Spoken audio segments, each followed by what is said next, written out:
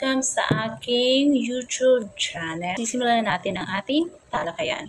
So, based sa aking experience, ito may sobrang lala na ng mga kamay ko talaga. As in, grabe nagsugat na siya, nagbitak-bitak, sobrang hapde, sobrang sakit. Di mo ma-explain yung sakit at sobrang kate. At meron pang mga yung parang bootleg, nagtutubig-tubig. Sobrang inaamoy ko siya, medyo malangsa siya na hindi ko ma-explain talaga. And then,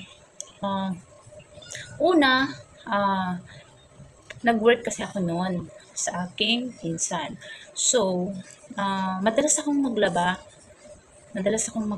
doon gamit ang aking mga kamay. Meron naman doon washing machine, pero syempre ginagamit lang yung washing machine doon sa mga damit, mga kumot, and may baby kasi sila. So syempre kailangan kamay yung igamit sa paglalaba. Hindi naman masyadong madumi yung damit ng baby. So syempre kamay, okay na yon.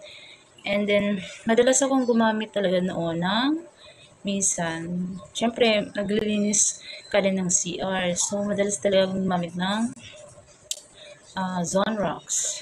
So, doon na nga nagsimula yung pagkakaroon ko na dendritic eczema. Una kasi noon, napapansin ko, medyo kumakati siya. Kalaunan, napapansin ko, nagkakaroon na siya ng bootleg.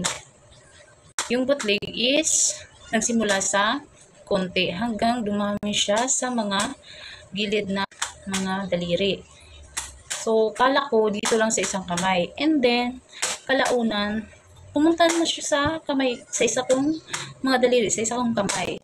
So, doon na nga nagsimula yung kalbaryo ng buhay ko. As in, sobrang na-stress na ako noon. Umalis na ako sa doon sa pinagtatrabahoan ko nga kasi hindi ko na nga talaga kaya yung kate.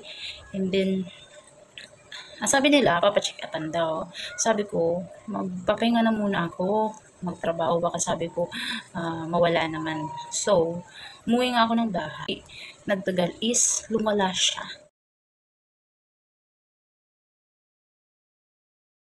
Stress na stress talaga ako ng mga time na yun. Di ko alam kung anong gagawin, di ako makatulog. Nakikita na ako ng mama ko na hindi na ako nakakatulog. Iyak ako ng iyak. Tinitingnan ko yung mga kamay ko kung gagaling pa ba siya o hanggang ganito na lang talaga habang buhay. Kasi nga walang-wala nga kami noon. Wala kaming talagang pera na talagang magpa-check up. Nasa probinsya po kami noon sa Bicol. So, sobrang hirap din talaga ng buhay magpagamot. At malayo din po yung hospital sa amin. Grabe talaga yung pasasalamat ko dahil ayun, ito na po yung aking kamay. Nakikita niyo po, talaga siya, hindi na siya, talagang totaling bumalik yung dati kong skin. Texture ng aking skin ngayon is talagang manipis na, hindi na kagaya ng dati na medyo makapal. Ngayon is manipis na talaga siya, yung texture niya. Lahat po yan, napalad ko, namalat siya, pati yan, ng mga daliri ko, lahat ng mga daliri ko, nagkaroon yan. Okay na siya. So, kung meron po kayo yan, huwag po kayo mawala ng pag-asa. Mayroon pong gamot para dyan. So, mag-pray lang po tayo and then, syempre, huwag kalimutang magpa-check up. Yung talaga yung pinaka-the best na paraan para malunasan ang inyong sakit. Gumamit nga ako ng petroleum jelly. Sad to say, hindi talaga siya umeffect. Kasi yung petroleum jelly is na parang napipigilan niya yung pagdadry ng kamay ko.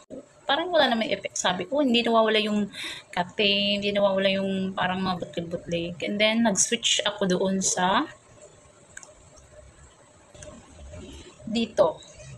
Nag-switch ako dito sa Calmoseptin para naman yan sa mga para sa mga babies, sa mga rashes. Yes, trinay ko din yan dahil sabi ko baka naman mawala ng to.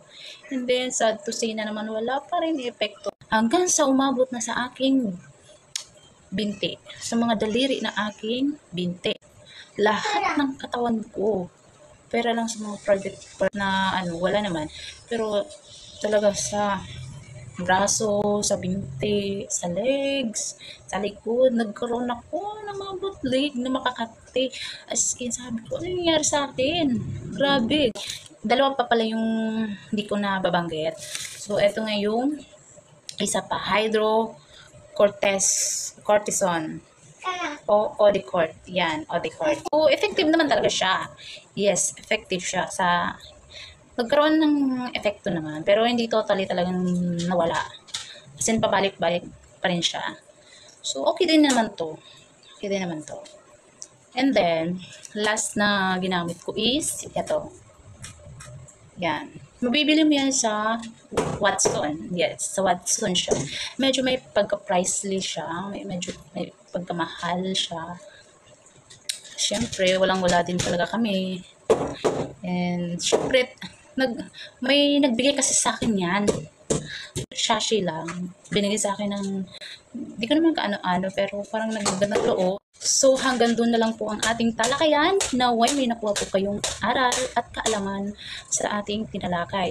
I-click na lang ng ating subscribe button at mag-comment ka na rin ng kung ano man ang gusto nyo i-comment at kung meron kayong mga itatanong, comment na lang po kayo. And then, huwag po kalimutan i-click ang ating tiny bell sa ating mga video.